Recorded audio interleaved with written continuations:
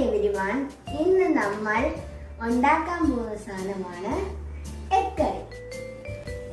Egg കറിക്ക് നമ്മളാണെങ്കിൽ മുട്ട, നമ്മളാണെങ്കിൽ ഓണിയൻ കട്ടിങ്, ടൊമാറ്റോ കട്ടിങ്, പിന്നീട് നമ്മളുടെ കുറച്ച് സ്പൈസസ് അതൊക്കെ നിൽക്കട്ടെ. നമ്മളാണെങ്കിൽ ഇന്ന് എഗ് കറി ഉണ്ടാക്കാൻ പോകുന്ന ഒരു മൾട്ടി പർപ്പസ് കെറ്റിലാണ്.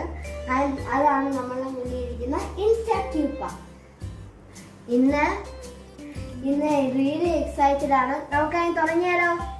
നമ്മളെ ഇൻസ്റ്റാന്റ് ക്യൂബ് പാക്കറ്റ് ഓൺ ചെയ്യണം. പക്ഷേ ഇവിടെ സ്വിച്ച് മറക്കല്ലേ. ഓണിയൻസ് പതുക്കെ ഇടാതെ പതുക്കെ. അമ്മേ സാറ് സഹായിക്കുമോ? ആശിക്കുന്നു ചായോ? ഇവിടെ മുട്ട റെഡിയായിരിക്കും. നന്നായി മിക്സ് ചെയ്യും.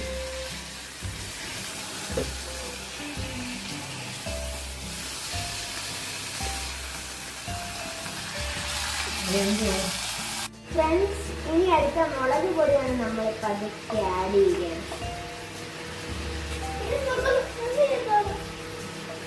ശരം സഹായിക്കാം. ഇനി നമ്മൾ അവസാനമായി മല്ലിപ്പൊടി ആഡ് ചെയ്യണം.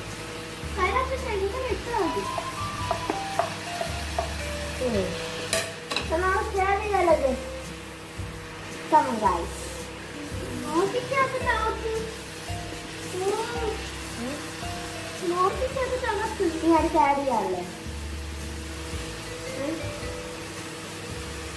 ഇത് മേടിക്കാം. ഇതാണ്. ഇനി നമുക്ക് ഓണിയൻസും പിന്നീട് നമ്മളിപ്പോൾ ഇട്ട മിക്സൊക്കെ നമുക്ക് ക്രഷ് ചെയ്തെടുക്കാം.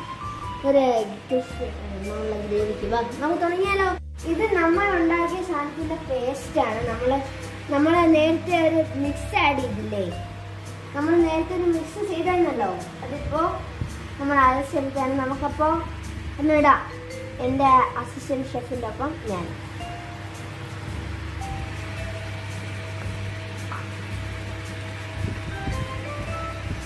Assistant chef, assistant chef